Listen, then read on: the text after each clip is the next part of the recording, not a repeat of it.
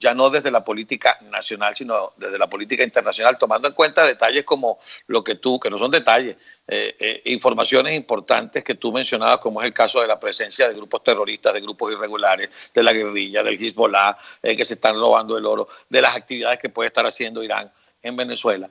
Tienes una operación ordenada por la administración Trump frente a las costas de Venezuela, con una operación que además de ser una operación antinarcótica tiene todas las características de una operación militar de guerra por sus componentes, por la activación de un grupo de reserva de las Fuerzas Armadas de los Estados Unidos, por la activación de embarcaciones que son emblemáticas en la Marina de Guerra de los Estados Unidos. Es decir, no fueron a jugar carrito. Y cuando uno le pregunta a los expertos en seguridad global y que conocen muy bien este país, me dieron una frase que yo no voy a olvidar, es que esa gente no da vuelta en U. Esa gente no se regresa sin resultados. Me gustaría que tú me dijeras si todo esto que tú acabas de señalar ha generado esto que yo te acabo de indicar.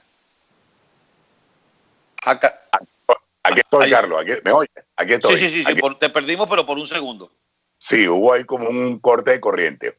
Carlos, yo comparto contigo, y también lo he dicho, que los Marines norteamericanos que están por el Pacífico y por el Mar Caribe no fueron a tomar el sol, o sea, no salieron a tomar el sol y a comer pescado, ¿no? Esa gente fue a algo concreto, muy concreto, y no van a retornar a Estados Unidos sin haber tenido una buena pesca.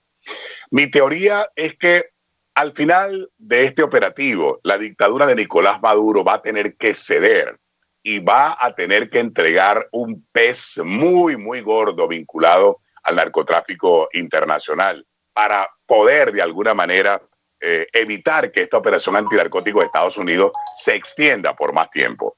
Yo creo que la presión que le está metiendo el gobierno de Estados Unidos a la dictadura de Maduro con este operativo antinarcótico allí frente a las costas de Venezuela va a producir resultados no solamente con la incautación de grandes cantidades de droga. Ya se han incautado creo que 10 toneladas, 4 toneladas en Galicia, 3 toneladas en Curazao, 400 y tantos kilos en Trinidad y Tobago. Es decir, esa operación ha producido resultados importantes en cuanto a la incautación de narcóticos, pero también tiene que producir resultados en cuanto a la captura de al menos uno de los grandes capos del narcotráfico que todavía están aquí refugiados en territorio venezolano. Y eso tiene que ocurrir. Yo creo que Maduro va a terminar negociando y va a terminar entregando a uno de esos capos para saciar el hambre de justicia que tiene el Departamento de Justicia de Estados Unidos.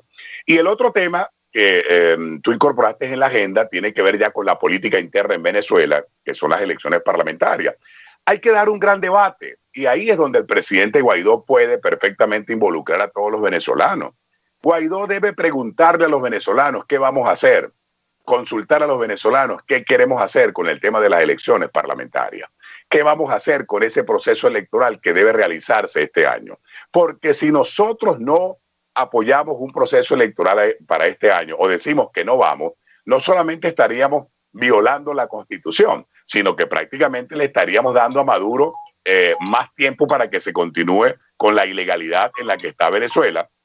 Estaríamos dándole a la dictadura mucho más tiempo para extender justamente este poderío que tiene el dictador sobre la política venezolana. Dejaríamos viva la ilegal Asamblea Nacional Constituyente que preside Diosdado Cabello. Dejaríamos viva la asamblea que preside Luis Parra. Es decir, es necesario abordar este tema con seriedad, discutirlo sin problemas. Vamos a discutirlo, vamos a analizarlo, vamos a revisar qué vamos a hacer frente a ese proceso electoral que debería hacerse a finales de este año para renovar la Asamblea Nacional. Sin ningún tipo de pruritos, discutámoslo abiertamente, analicémoslo abiertamente, qué vamos a hacer frente a eso, qué va a pasar con el nuevo Consejo Nacional Electoral, si lo vamos a designar o no lo vamos a designar, cómo vamos a pelear las condiciones para poder ir a ese proceso electoral y ganar otra vez la mayoría en la Asamblea Nacional. Yo creo que ese tema hay que abordarlo ya.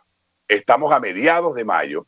Ese proceso en teoría debería ser en diciembre, lo que significa que nos quedan poco más de 5 meses para resolver esto. Pero no podemos dejar ese terreno allí baldío en manos de la dictadura para que 30 días después Maduro diga, yo sí voy a elecciones, yo hago las elecciones, me cojo la Asamblea Nacional, saco a todo el mundo del juego, acabo con Guaidó, acabo con la oposición, y ahí sí es verdad que esto se lo llevó quien lo trajo.